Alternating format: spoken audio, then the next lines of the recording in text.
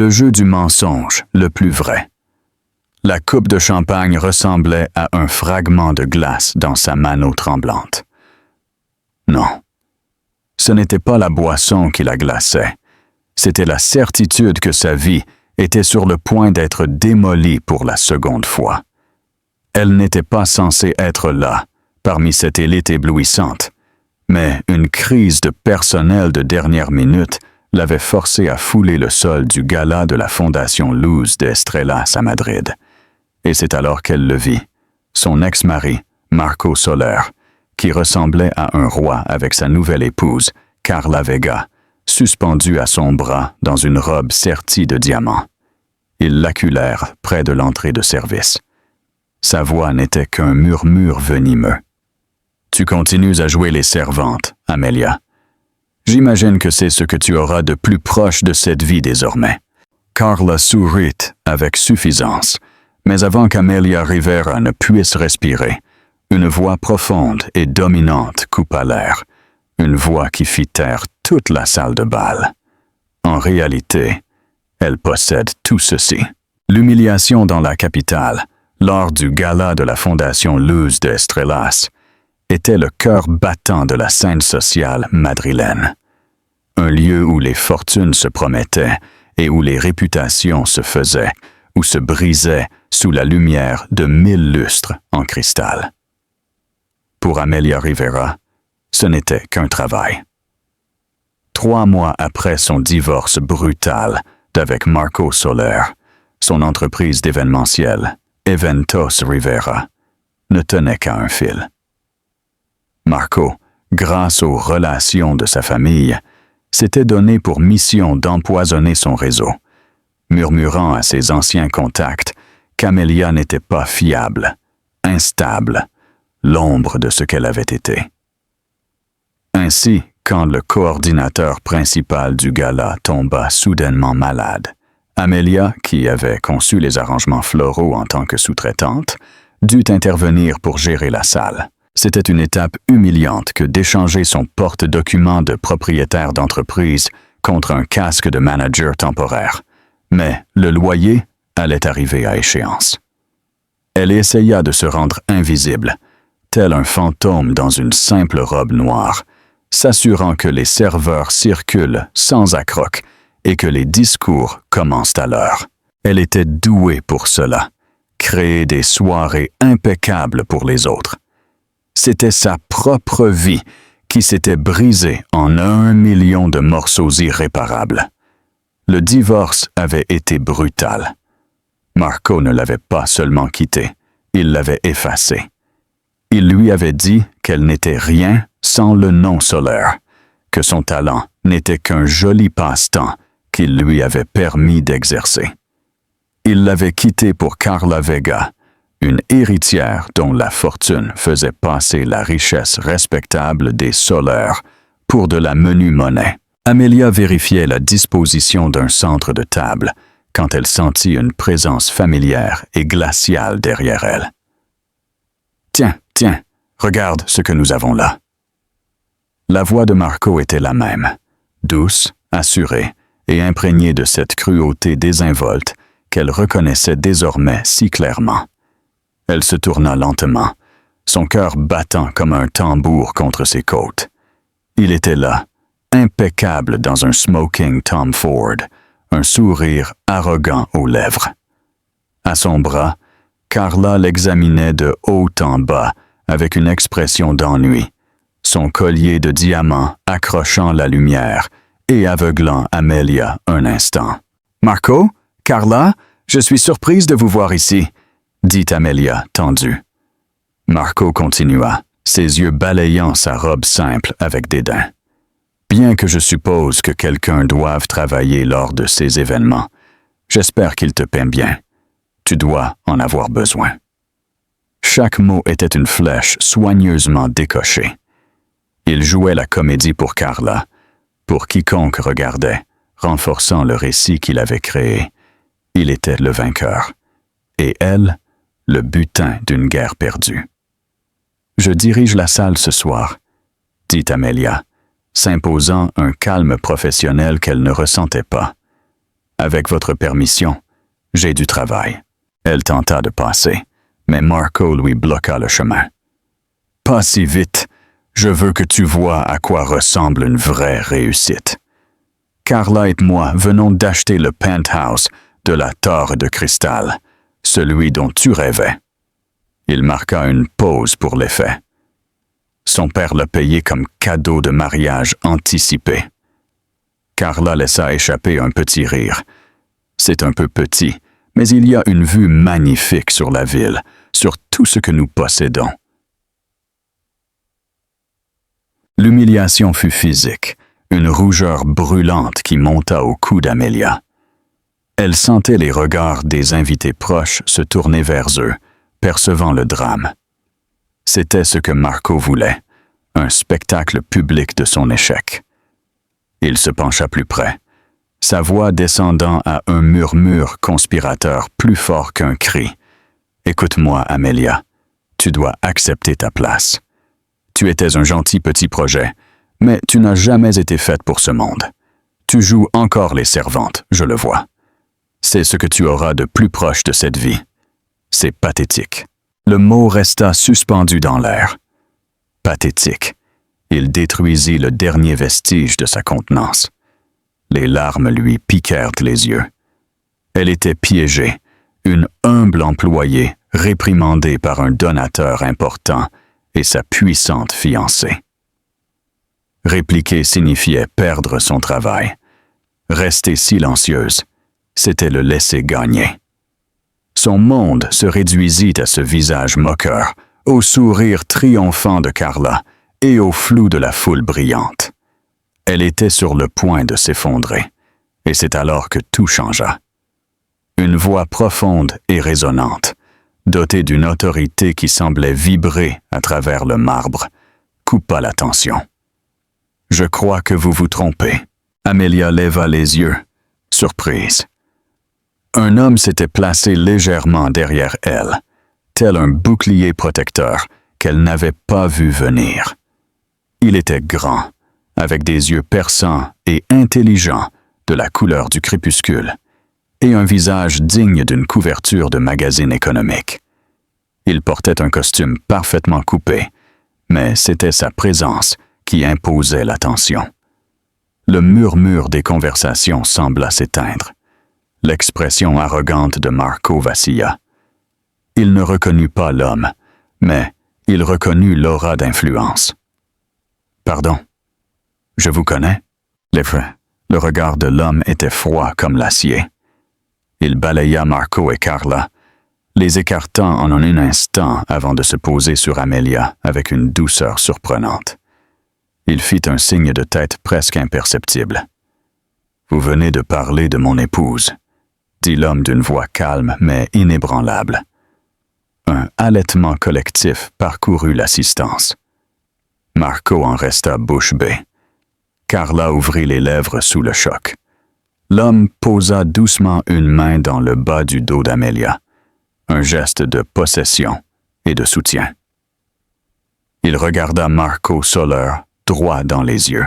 « Je crois que vous connaissez ma femme, Amelia Rivera de la Vega. » Le nom de la Vega tomba dans la salle comme une détonation. Xavier de la Vega était un titan, une légende, un génie solitaire qui avait bâti un empire technologique à partir de rien. Il était notoirement réservé, et sa présence à n'importe quel événement était un miracle. Et il venait d'appeler Amelia, l'organisatrice en difficulté, son épouse. Le visage de Marco Soler passa par toutes les couleurs. Confusion, incrédulité, horreur, et enfin, une teinte verdâtre de pure terreur. Il regarda le visage inflexible de Javier, puis celui d'Amelia, son cerveau ne parvenant pas à traiter la réalité. « Épouse, » bégaya Marco. « Ce n'est pas possible. C'est Amelia Rivera. » La prise de Javier dans le dos d'Amelia fut ferme. Elle l'est. Amelia Rivera de la Vega. Nous préférons garder notre vie privée ainsi, privée. Mais je ne resterai pas les bras croisés à regarder ma femme se faire harceler par ses anciennes connaissances. La façon dont il prononça « ancienne connaissance » sonna comme un diagnostic terminal. Carla était pâle. Ses diamants semblaient soudain n'être que du verre bon marché. Elle tira le bras de Marco, les yeux écarquillés par la panique. Le nom de la Vega signifiait un pouvoir à l'échelle mondiale. Marco venait d'insulter la femme d'un homme qui pouvait acheter et vendre toute sa lignée familiale d'un seul coup de fil. Javier semblait indifférent à tout cela, son attention étant fixée sur Amelia. Il se pencha, murmurant pour elle seule. « Jouez le jeu. Nous partons. » Amelia, encore sous le choc, ne put que hocher la tête. Son esprit était un tourbillon, mais la sensation immédiate était un soulagement vertigineux.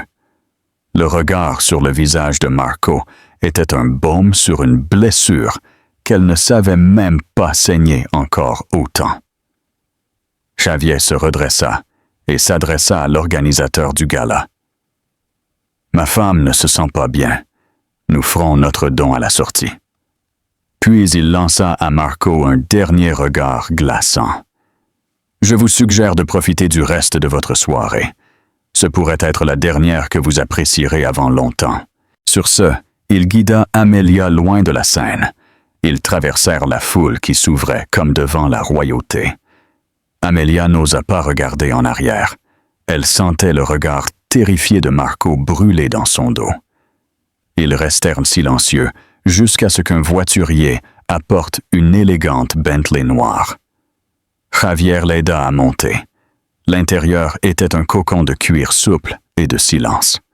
Alors que la voiture s'insérait dans le trafic, Amelia trouva enfin sa voix. « Qui êtes-vous? Pourquoi avez-vous fait cela? » Javier de la Vega la regarda enfin. « Mon nom est Javier de la Vega, et je l'ai fait parce que j'avais besoin d'une épouse. Et depuis environ 5 minutes, vous aussi. » Amelia le fixa. « J'avais besoin... Je ne comprends pas. C'est de la folie. Est-ce que plus fou que votre ex-mari vous humiliant publiquement alors que vous essayez de travailler? » répliqua-t-il. « J'ai vu tout l'échange. Il était clair que vous étiez dans une position difficile. J'ai offert une solution. » « Une solution, en prétendant être mon mari? Vous venez de créer le plus gros potin de l'année. Demain, tout le monde pensera que nous sommes mariés. C'est précisément le but, dit-il en se tournant vers elle. Amelia, je ne fais rien sans raison. Je ne suis pas tombé par hasard sur votre petit drame.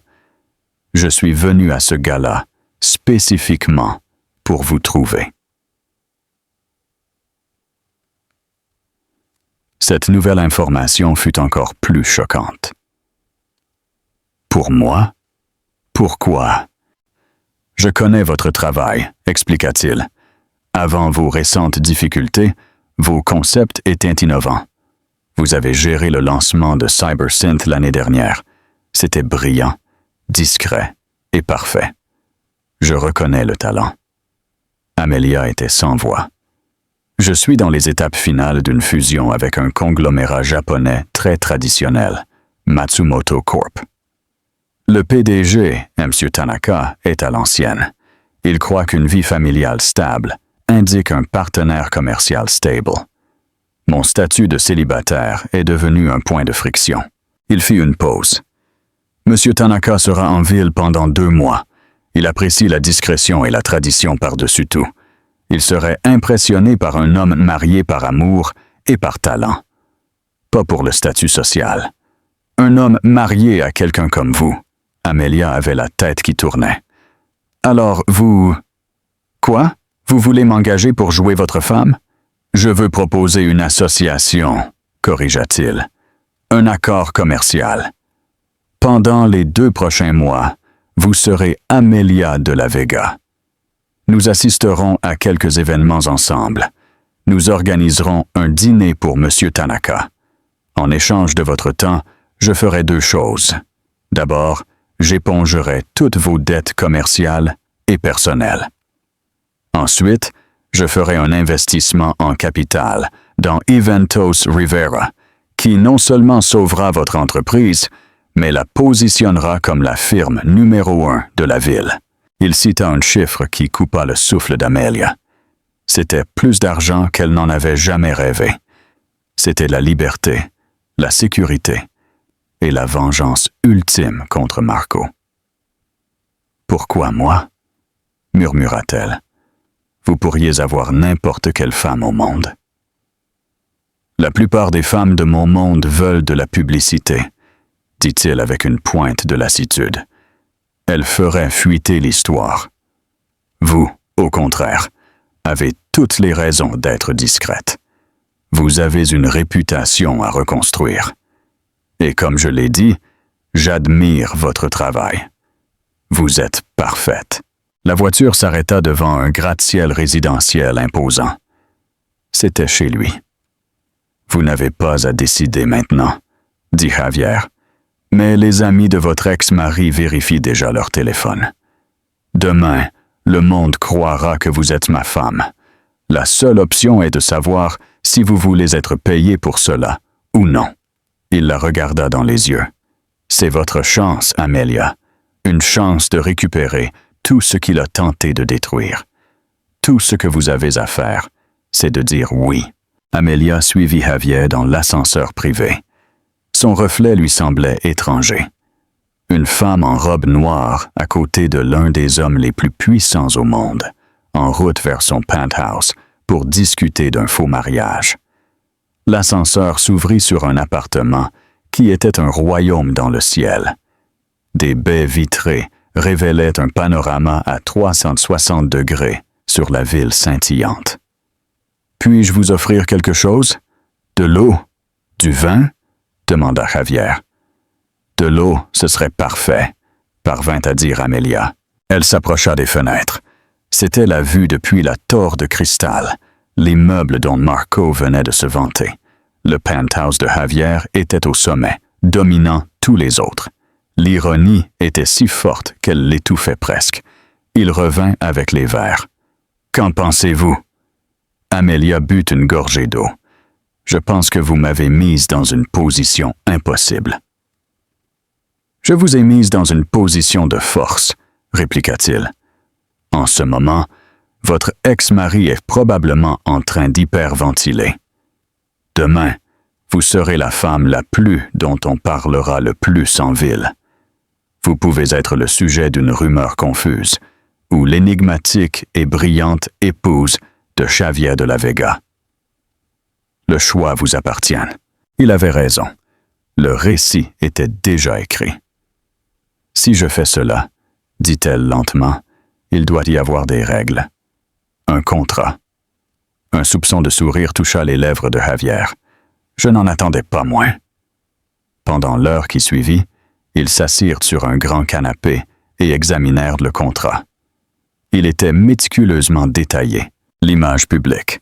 Ils se présenteraient comme un couple très privé marié, secrètement il y a 3 mois. Le mode de vie.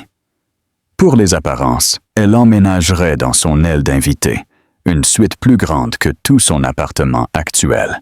Apparitions publiques. Un calendrier précis d'événements et un voyage à Séville. Connaissances personnelles.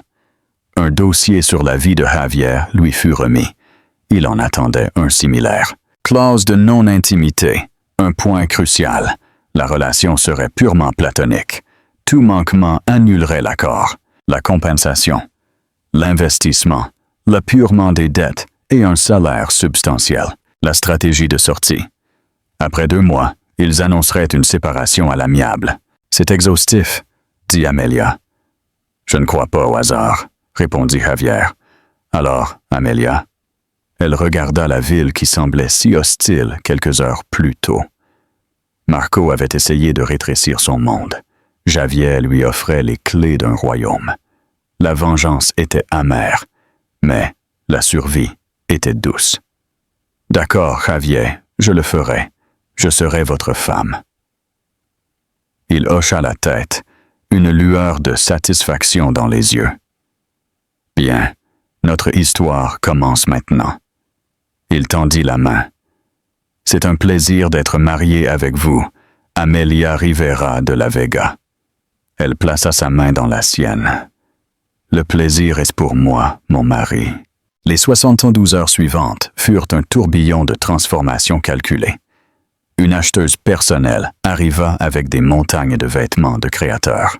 « Vous n'êtes pas l'ornement d'un milliardaire, » dit-elle à Amelia. « Vous êtes son associé. » Amelia se vit dans le miroir, élégante, sûre d'elle. C'était la femme qu'elle était censée être. Javier fut un tuteur exigeant. Ils passèrent des heures à mémoriser les détails de la vie de l'autre. Il apprit sa passion pour le design. « Votre ex-mari était un imbécile », affirma-t-il simplement. Il a confondu un diamant avec une pierre parce qu'il était trop paresseux pour enlever la poussière. Leur premier test public fut une levée de fonds pour le musée d'art, organisé par Eleanor Vega, la tante de Carla. C'était un mouvement calculé, entrer dans la fosse au lion. « Es-tu prête ?» demanda Javier. Il était dévastateur dans son costume sombre. Elle portait une robe vert émeraude. À sa main gauche brillait un diamant taille princesse, un héritage de la Vega. « Je suis nerveuse, » admit-elle. « Nous sommes une équipe, » dit-il en lui prenant la main. « Et Amelia, tu es magnifique. » Dès qu'ils sortirent de la voiture, les flashs crépitèrent. Ils étaient la nouvelle la plus importante de la ville. À l'intérieur, les murmures étaient audibles. Ils trouvèrent Marco et Carla presque immédiatement. Marco était pâle, le sourire de Carla était fragile. « Javier, cher !» s'exclama Eleanor Vega.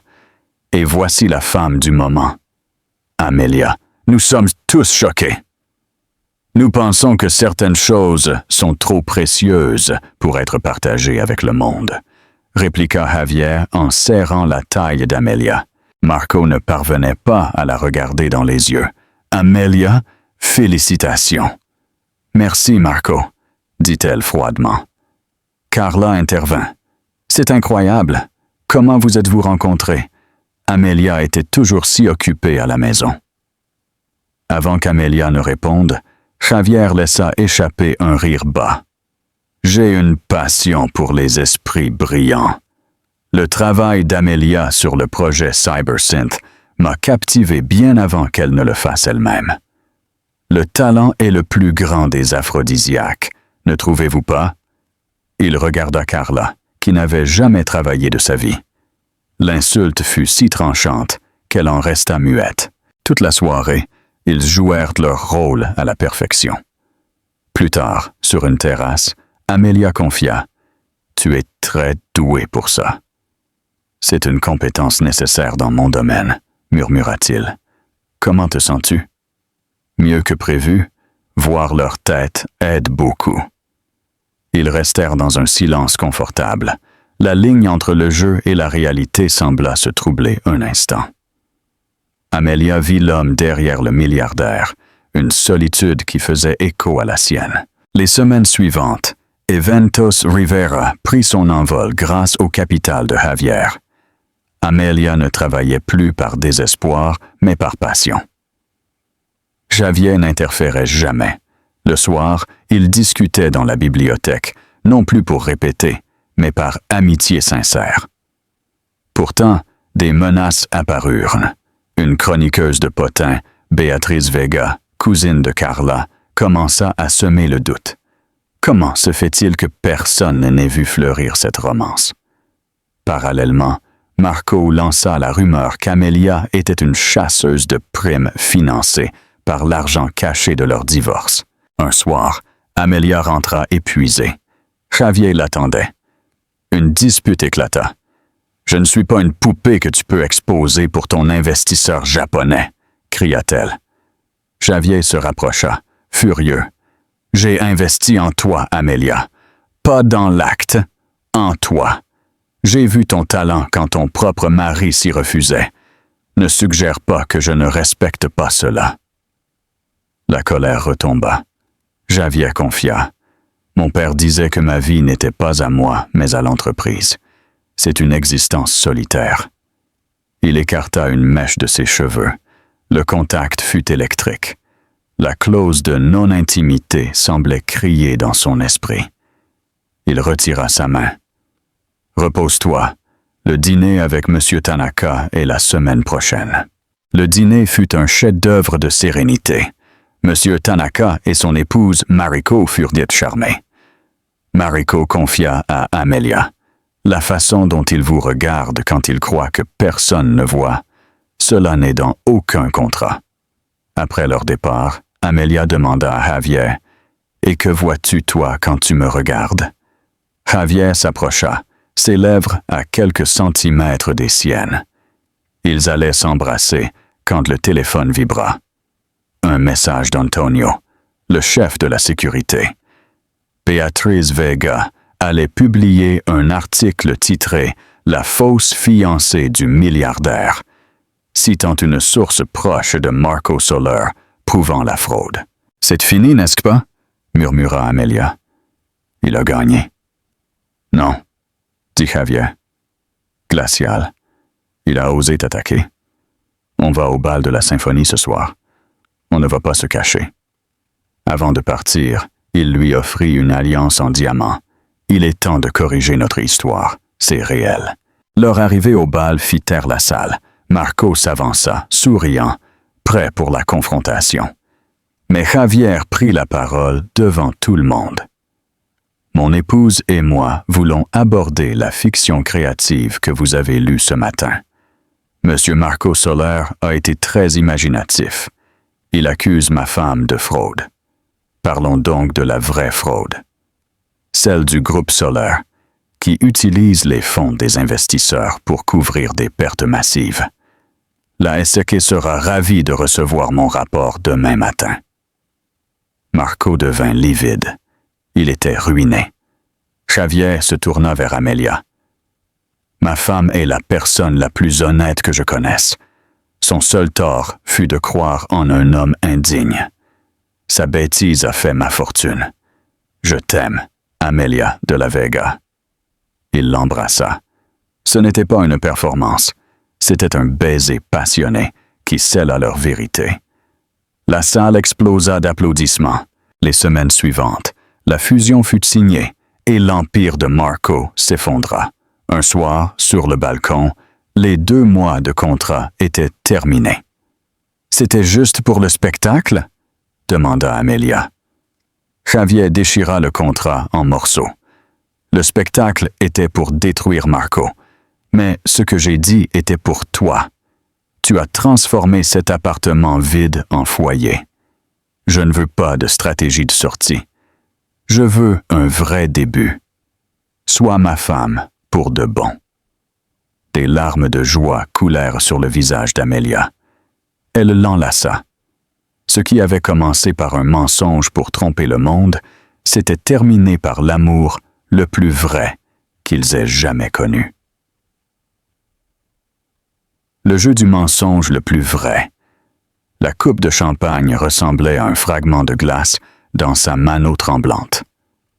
Non, ce n'était pas la boisson qui la glaçait. C'était la certitude que sa vie était sur le point d'être démolie pour la seconde fois. Elle n'était pas censée être là, parmi cette élite éblouissante. Mais une crise de personnel de dernière minute l'avait forcée à fouler le sol du gala de la Fondation Luz de Estrellas à Madrid. Et c'est alors qu'elle le vit, son ex-mari, Marco Soler, qui ressemblait à un roi avec sa nouvelle épouse, Carla Vega, suspendue à son bras dans une robe sertie de diamants. Ils l'acculèrent près de l'entrée de service. Sa voix n'était qu'un murmure venimeux. « Tu continues à jouer les servantes, Amelia. J'imagine que c'est ce que tu auras de plus proche de cette vie désormais. » Carla sourit avec suffisance, mais avant qu'Amelia Rivera ne puisse respirer, une voix profonde et dominante coupa l'air, une voix qui fit taire toute la salle de bal. En réalité, elle possède tout ceci. L'humiliation dans la capitale, lors du gala de la Fondation Luz de Estrellas, était le cœur battant de la scène sociale madrilène. Un lieu où les fortunes se promettaient et où les réputations se faisaient ou se brisaient sous la lumière de 1000 lustres en cristal. Pour Amelia Rivera, ce n'était qu'un travail. 3 mois après son divorce brutal d'avec Marco Soler, son entreprise d'événementiel, Eventos Rivera, ne tenait qu'à un fil.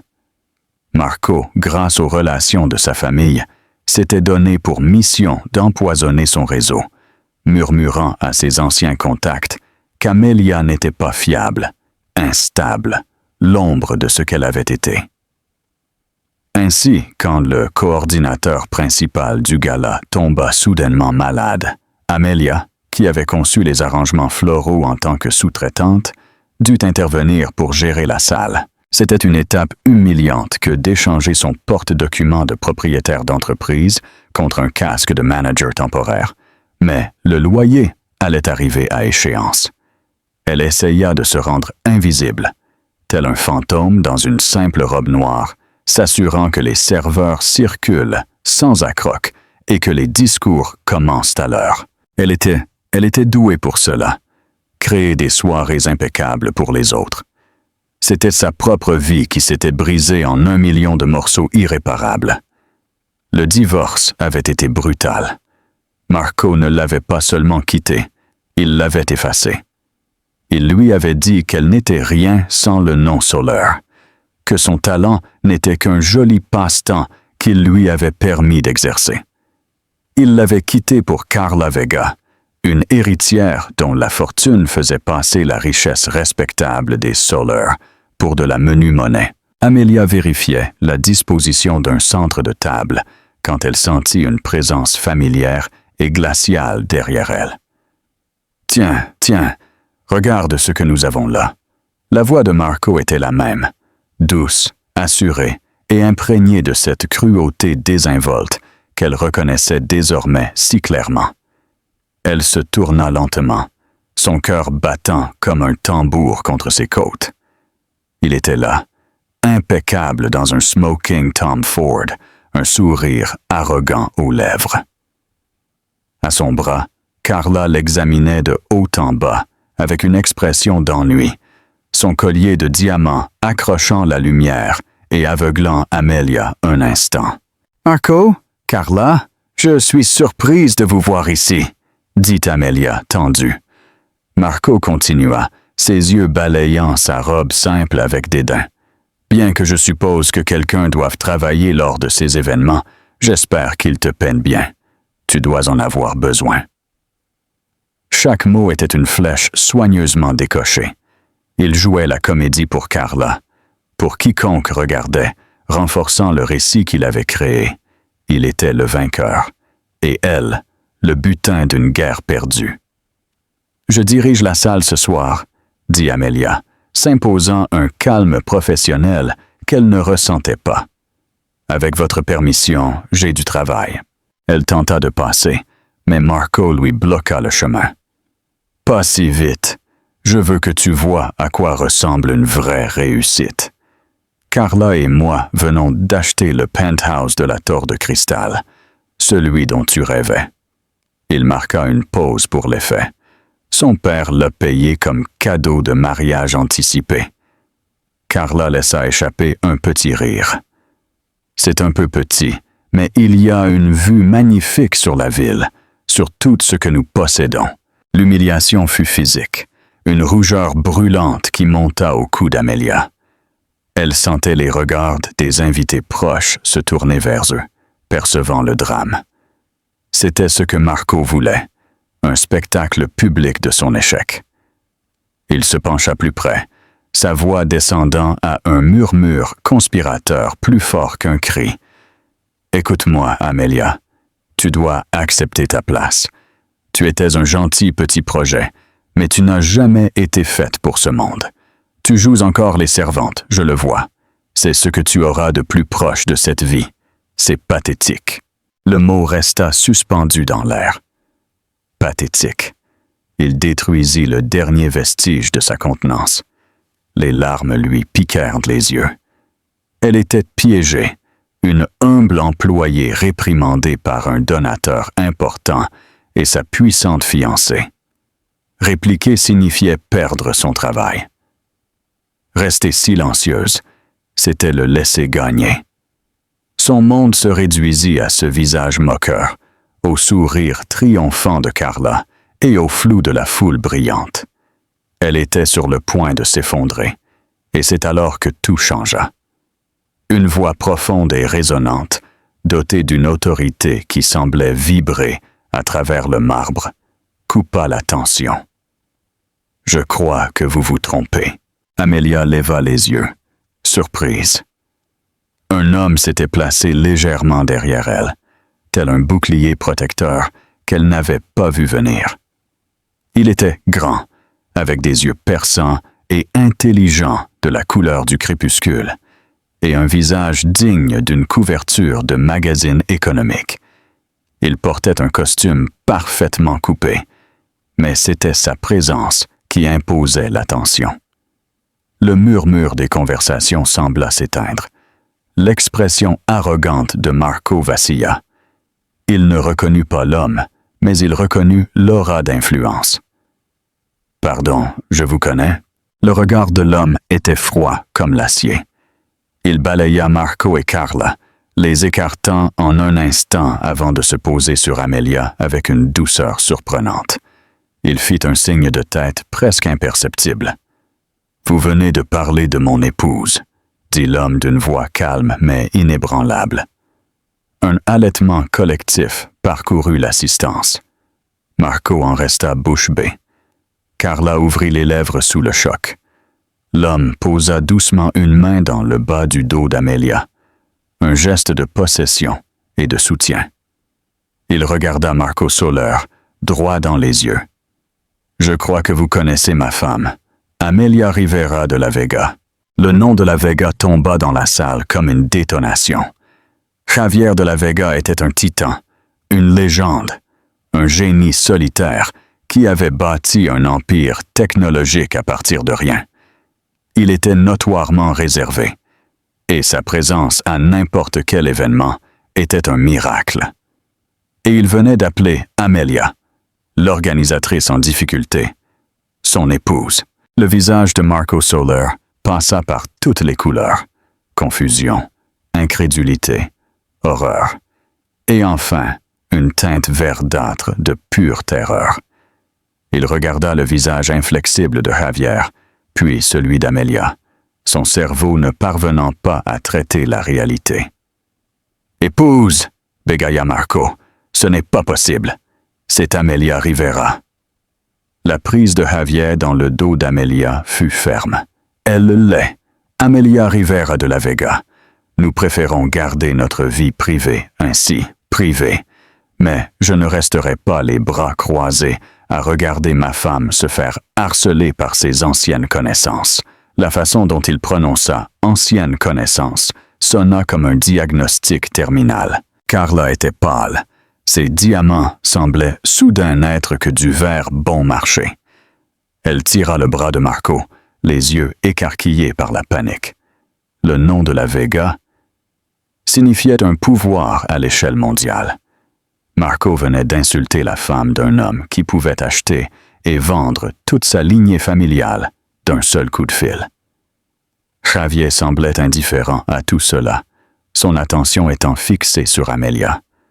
Il se pencha, murmurant pour elle seule. « Jouez le jeu. Nous partons. » Amelia, encore sous le choc, ne put que hocher la tête. Son esprit était un tourbillon, mais la sensation immédiate était un soulagement vertigineux. Le regard sur le visage de Marco était un baume sur une blessure qu'elle ne savait même pas saigner encore autant. Javier se redressa et s'adressa à l'organisateur du gala. « Ma femme ne se sent pas bien. Nous ferons notre don à la sortie. » Puis il lança à Marco un dernier regard glaçant. « Je vous suggère de profiter du reste de votre soirée. Ce pourrait être la dernière que vous apprécierez avant longtemps. » Sur ce, il guida Amelia loin de la scène. Ils traversèrent de la foule qui s'ouvrait comme devant la royauté. Amelia n'osa pas regarder en arrière. Elle sentait le regard terrifié de Marco brûler dans son dos. Ils restèrent silencieux jusqu'à ce qu'un voiturier, apporte une élégante Bentley noire. Javier l'aida à monter. L'intérieur était un cocon de cuir souple et de silence. Alors que la voiture s'insérait dans le trafic, Amelia trouva enfin sa voix. « Qui êtes-vous? Pourquoi avez-vous fait cela? » Javier de la Vega la regarda enfin. « Mon nom est Javier de la Vega, et je l'ai fait parce que j'avais besoin d'une épouse. Et depuis environ 5 minutes, vous aussi. » Amelia le fixa. « J'avais besoin... Je ne comprends pas, c'est de la folie. » Est-ce plus fou que votre ex-mari vous humiliant publiquement alors que vous essayez de travailler? Répliqua-t-il. J'ai vu tout l'échange. Il était clair que vous étiez dans une position difficile. J'ai offert une solution. Une solution? En prétendant être mon mari, vous venez de créer le plus gros potin de l'année. Demain, tout le monde pensera que nous sommes mariés. C'est précisément le but, dit-il en se tournant vers elle. Amelia, je ne fais rien sans raison. Je ne suis pas tombé par hasard sur votre petit drame. Je suis venu à ce gala, spécifiquement pour vous trouver. Cette nouvelle information fut encore plus choquante. Pour moi? Pourquoi? Je connais votre travail, expliqua-t-il. Avant vos récentes difficultés, vos concepts étaient innovants. Vous avez géré le lancement de CyberSynth l'année dernière. C'était brillant, discret et parfait. Je reconnais le talent. Amelia était sans voix. Je suis dans les étapes finales d'une fusion avec un conglomérat japonais très traditionnel, Matsumoto Corp. Le PDG, M. Tanaka, est à l'ancienne. Il croit qu'une vie familiale stable indique un partenaire commercial stable. Mon statut de célibataire est devenu un point de friction.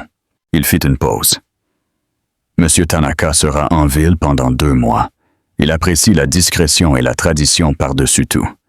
Il serait impressionné par un homme marié par amour et par talent. Pas pour le statut social. Un homme marié à quelqu'un comme vous. Amelia avait la tête qui tournait. Alors vous... Quoi? Vous voulez m'engager pour jouer votre femme? Je veux proposer une association, corrigea-t-il. Un accord commercial. Pendant les 2 prochains mois, vous serez Amelia de la Vega. Nous assisterons à quelques événements ensemble. Nous organiserons un dîner pour M. Tanaka. En échange de votre temps, je ferai 2 choses. D'abord, j'épongerai toutes vos dettes commerciales et personnelles. Ensuite, je ferai un investissement en capital dans Eventos Rivera, qui non seulement sauvera votre entreprise, mais la positionnera comme la firme numéro 1 de la ville. Il cita un chiffre qui coupa le souffle d'Amelia. C'était plus d'argent qu'elle n'en avait jamais rêvé. C'était de la liberté, la sécurité et la vengeance ultime contre Marco. « Pourquoi moi? » murmura-t-elle. « Vous pourriez avoir n'importe quelle femme au monde. » La plupart des femmes de mon monde veulent de la publicité, dit-il avec une pointe de lassitude. Elle ferait fuiter l'histoire. Vous, au contraire, avez toutes les raisons d'être discrète. Vous avez une réputation à reconstruire. Et comme je l'ai dit, j'admire votre travail.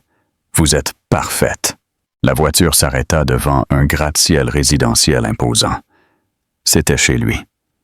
Vous n'avez pas à décider maintenant, dit Javier. Mais les amis de votre ex-mari vérifient déjà leur téléphone. Demain, le monde croira que vous êtes ma femme. La seule option est de savoir si vous voulez être payé pour cela ou non. Il la regarda dans les yeux. C'est votre chance, Amelia. Une chance de récupérer tout ce qu'il a tenté de détruire. Tout ce que vous avez à faire, c'est de dire oui. Amelia suivit Javier dans l'ascenseur privé. Son reflet lui semblait étranger. Une femme en robe noire à côté de l'un des hommes les plus puissants au monde, en route vers son penthouse pour discuter d'un faux mariage. L'ascenseur s'ouvrit sur un appartement qui était un royaume dans le ciel. Des baies vitrées révélaient un panorama à 360 degrés sur la ville scintillante. « Puis-je vous offrir quelque chose? De l'eau? Du vin? » demanda Javier. « De l'eau, ce serait parfait, » parvint à dire Amelia. Elle s'approcha des fenêtres. C'était la vue depuis la tour de cristal, l'immeuble dont Marco venait de se vanter. Le penthouse de Javier était au sommet, dominant tous les autres. L'ironie était si forte qu'elle l'étouffait presque. Il revint avec les verres. « Qu'en pensez-vous? » Amelia but une gorgée d'eau. « Je pense que vous m'avez mise dans une position impossible. »« Je vous ai mise dans une position de force, » répliqua-t-il. « En ce moment, votre ex-mari est probablement en train d'hyperventiler. Demain, vous serez la femme la plus dont on parlera le plus en ville. Vous pouvez être le sujet d'une rumeur confuse, ou l'énigmatique et brillante épouse de Javier de la Vega. Le choix vous appartient. » Il avait raison. Le récit était déjà écrit. « Si je fais cela, dit-elle lentement, il doit y avoir des règles.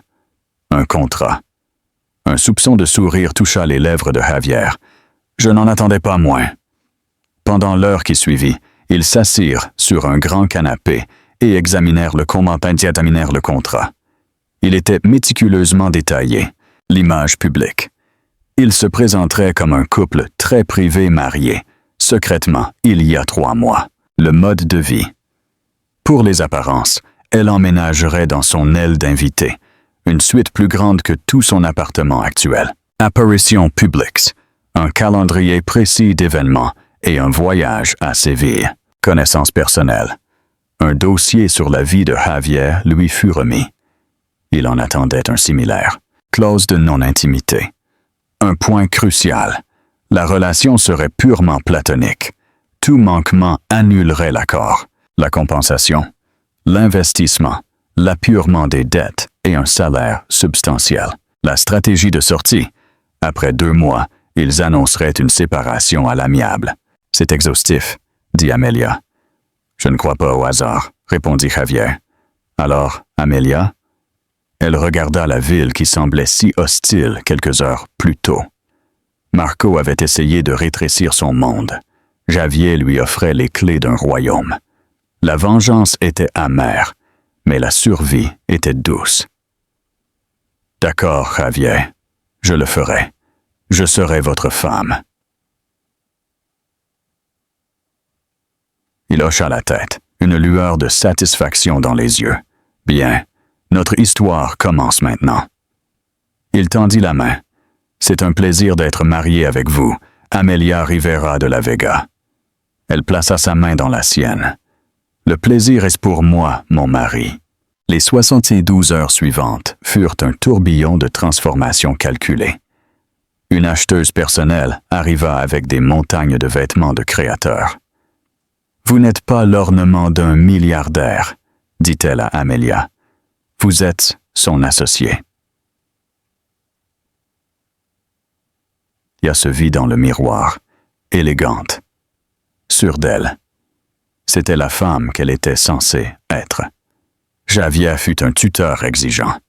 Ils passèrent des heures à mémoriser les détails de la vie de l'autre. Il apprit sa passion pour le design. « Votre ex-mari était un imbécile, » affirma-t-il simplement. Il a confondu un diamant avec une pierre parce qu'il était trop paresseux pour enlever la poussière. Leur premier test public fut une levée de fonds pour le musée d'art, organisé par Eleanor Vega, la tante de Carla. C'était un mouvement calculé, entrer dans la fosse au lion. « Es-tu prête? » demanda Javier. Il était dévastateur dans son costume sombre. Elle portait une robe verte émeraude. À sa main gauche brillait un diamant taille princesse, un héritage de la Vega. « Je suis nerveuse, » admit-elle. « Nous sommes une équipe, » dit-il en lui prenant la main. « Et Amelia, tu es magnifique. » Dès qu'ils sortirent de la voiture, les flashs crépitèrent. Ils étaient la nouvelle la plus importante de la ville. À l'intérieur, les murmures étaient audibles. Ils trouvèrent Marco et Carla presque immédiatement. Marco était pâle.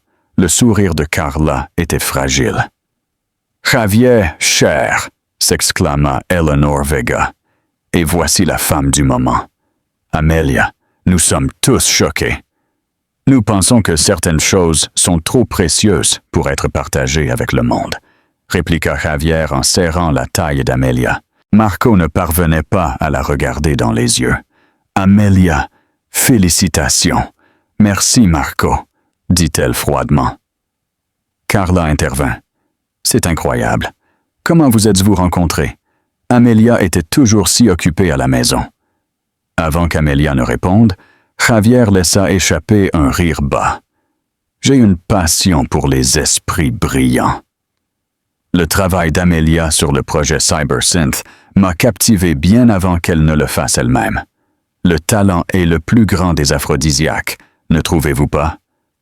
Il regarda Carla, qui n'avait jamais travaillé de sa vie.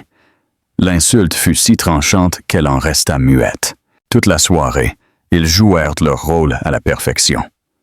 Plus tard, sur une terrasse, Amelia confia « Tu es très doué pour ça. » « C'est une compétence nécessaire dans mon domaine, » murmura-t-il. « Comment te sens-tu? » « Mieux que prévu. Voir leur tête aide beaucoup. » Ils restèrent dans un silence confortable. La ligne entre le jeu et la réalité sembla se troubler un instant. Amelia vit l'homme derrière le milliardaire, une solitude qui faisait écho à la sienne. Les semaines suivantes, Eventos Rivera prit son envol grâce au capital de Javier. Amelia ne travaillait plus par désespoir, mais par passion. Javier n'interférait jamais. Le soir, ils discutaient dans la bibliothèque, non plus pour répéter, mais par amitié sincère. Pourtant, des menaces apparurent. Une chroniqueuse de potins, Béatrice Vega, cousine de Carla, commença à semer le doute. Comment se fait-il que personne n'ait vu fleurir cette romance? Parallèlement, Marco lança la rumeur qu'Amelia était une chasseuse de primes financée par l'argent caché de leur divorce. Un soir, Amelia rentra épuisée. Javier l'attendait. Une dispute éclata. « Je ne suis pas une poupée que tu peux exposer pour ton investisseur japonais » cria-t-elle. Javier se rapprocha, furieux. « J'ai investi en toi, Amelia. Pas dans l'acte. En toi. J'ai vu ton talent quand ton propre mari s'y refusait. Ne suggère pas que je ne respecte pas cela. » La colère retomba. Javier confia. « Mon père disait que ma vie n'était pas à moi, mais à l'entreprise. C'est une existence solitaire. » Il écarta une mèche de ses cheveux. Le contact fut électrique. La clause de non-intimité semblait crier dans son esprit. Il retira sa main. « Repose-toi. Le dîner avec M. Tanaka est la semaine prochaine. » Le dîner fut un chef-d'œuvre de sérénité. M. Tanaka et son épouse Mariko furent charmés. Mariko confia à Amelia. « La façon dont il vous regarde quand il croit que personne ne voit, cela n'est dans aucun contrat. » Après leur départ, Amelia demanda à Javier. « Et que vois-tu, toi, quand tu me regardes? » Javier s'approcha, ses lèvres à quelques centimètres des siennes. Ils allaient s'embrasser quand le téléphone vibra. Un message d'Antonio, le chef de la sécurité.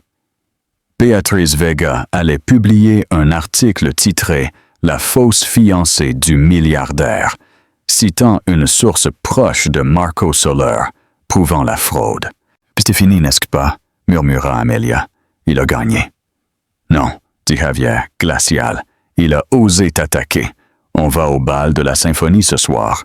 On ne va pas se cacher. » Avant de partir, il lui offrit une alliance en diamant. « Il est temps de corriger notre histoire. C'est réel. » Leur arrivée au bal fit taire la salle.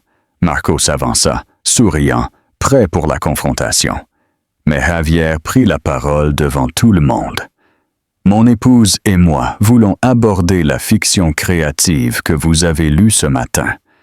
Monsieur Marco Soler a été très imaginatif. Il accuse ma femme de fraude. Parlons donc de la vraie fraude, celle du groupe Soler, qui utilise les fonds des investisseurs pour couvrir des pertes massives. La SEC sera ravie de recevoir mon rapport demain matin. Marco devint livide. Il était ruiné. Javier se tourna vers Amelia. Ma femme est la personne la plus honnête que je connaisse. Son seul tort fut de croire en un homme indigne. Sa bêtise a fait ma fortune. Je t'aime, Amelia de la Vega. Il l'embrassa. Ce n'était pas une performance. C'était un baiser passionné qui scella leur vérité. La salle explosa d'applaudissements. Les semaines suivantes, la fusion fut signée et l'empire de Marco s'effondra. Un soir, sur le balcon, les 2 mois de contrat étaient terminés.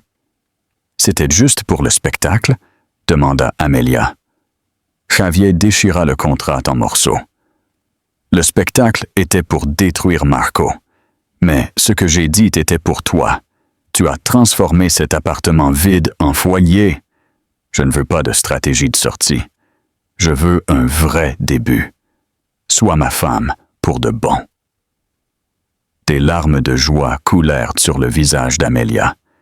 Elle l'enlaça. Ce qui avait commencé par un mensonge pour tromper le monde s'était terminé par l'amour le plus vrai qu'ils aient jamais connu.